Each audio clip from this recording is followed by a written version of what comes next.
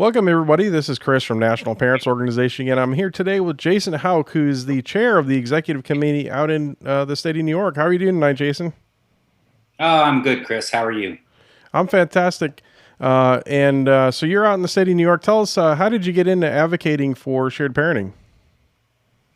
Well, Chris, or much like many others, back in 2012, 2013, I had my own negative experiences with the family court system. And that led me into the advocacy in 2013, 2014 to begin to see what we could do to change things here in New York. So yeah, you've been at this a little while then, and what is there been a lot of change out in the state of New York since the time you started doing this? Unfortunately, there hasn't. The National Parents Organization did the report card back in 2014, and they did another report card in 2019. In New York State, nothing has changed. Nothing's changed, to my knowledge, in the last 2 decades. They've been working hard advocating for shared parenting here in New York and trying to get a 50-50 rebuttable presumption here in New York, and it's been held up. The lawmakers make it a little bit difficult for us to advocate and for them to hear us and hear what we're trying to do. So, when trying to advocate in the state of New York, what are some of the challenges that you've come up against? Is it the lobbyist? Is it the structure of the government? What is your biggest pain point? Well, I think that one of the things that's difficult for us in New York is there's so many bills that are entered in our state. Our session runs from January through June, only 6 months for the first 6 months of the year. And people may think that that's a long time. However, in New York State, there's over 5,000 bills that are submitted within that time. So our roadblock isn't necessarily opposition currently. We haven't had any of the bills in the last 10 years to actually go to a hearing, to a vote, get off the floor, or go any further than sitting in a committee. So our biggest roadblock is getting the legislators to listen, to hear us, and to understand our cause and how it can be beneficial to the children in New York. Yeah, 5,000 bills. That's that's a lot of bills. With that many bills, how do you get attention from any of the legislators? Yeah, that's exactly what we're asking ourselves. We currently, back in 2019, we formed a really nice coalition in New York with a couple other organizations as well. So in the last 2 years, we've been advocating to combine groups and try to get these groups out there speaking to different legislators. There's 213 legislators in New York that we have to try to build relationships with, and that's the whole portion is trying to get in with their offices, trying to call their liaisons, and continue to try to speak with them and educate them about shared parenting. Yeah, New York has some interesting. If you look at the state, you have a very large rural area. That's flanked by, of course, New York City, and that has to present some challenges on its own. I would imagine. Yeah, I'm not sure how true it is, but they say the majority of the power of New York comes from New York City. That's where the majority of the population is. There's a lot of districts down there for the legislative parts, whether it be the assembly or the House or the Senate. There are a lot of districts down there to be able to hit. But with those districts, that's where we hope to also find the advocacy in the people and to be able to speak on our behalf and continue to contact their legislators about shared parenting and to let them know what we are here and that we do stand for the children in New York. And let's. I want to focus a little bit on about the current laws in New York and what are some of the challenges that people face, in divorce courts in New York specifically. Is it bias within the court system? Is it getting a fair trial? What are some of the issues that you guys see there that really causes all what are the issues in New York that you're seeing the most that's really getting people organized to advocate? The one of the biggest current issues, the way the law stands now, is generally there is a bias towards the mother. And I'm not, it's, obviously we relate this to a child's rights issue, not a gender issue. There is bias towards the mother, unfortunately. I mean, just the statistics in New York, the children living in single parent households under the age of 18 is 7% for fathers and 36% for mothers. Even just with some of those census data alone, we don't even necessarily have to get into the family court data. The family court data itself is pretty locked up and it's very difficult to obtain.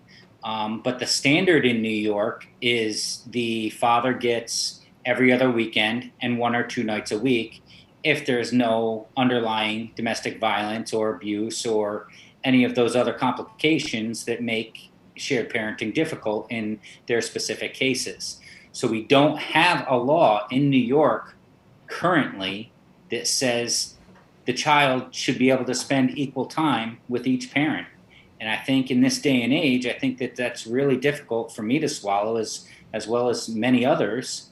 That the child should have that right. They absolutely should be able to see both parents equally. They're not the ones choosing divorce; their parents are, and whether they're 3 years old or 13 years old, you know, they want to see their parents. I mean, the studies show that. Yeah, I mean the data all shows how important that is for child development. One of the things that I find interesting here is that if you were to ask me to list off our so-called progressive states in this country, California and New York would be at the top of my list, and certainly this law the way it is isn't doesn't seem very progressive to me.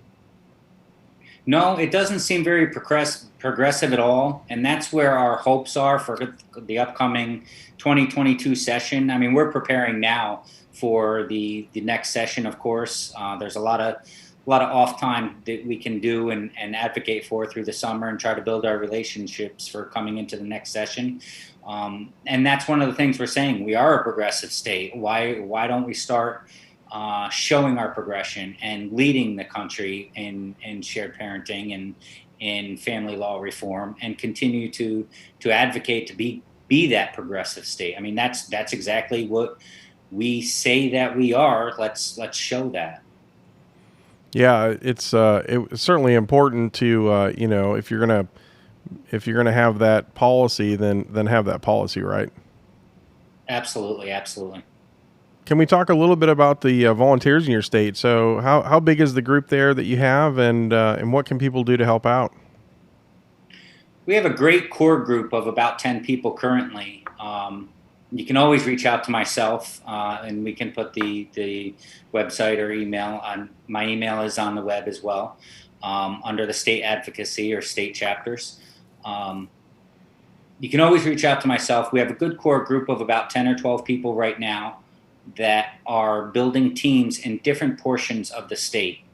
We have a Western team, we have a Southern team, we have our team right around Albany, and that's what we're trying to do is compile organizations to try to create this at a bigger picture than just myself here in the Albany area. So a tool that's been helpful across the country has been the survey that the National Parents Organization has been doing, where they call random people and they get information on what they think about shared parenting and some other things. So I understand there hasn't been a survey in New York. Are there plans to do one, or what do you need to get one done out there in New York? There are plans to do a New York survey, absolutely.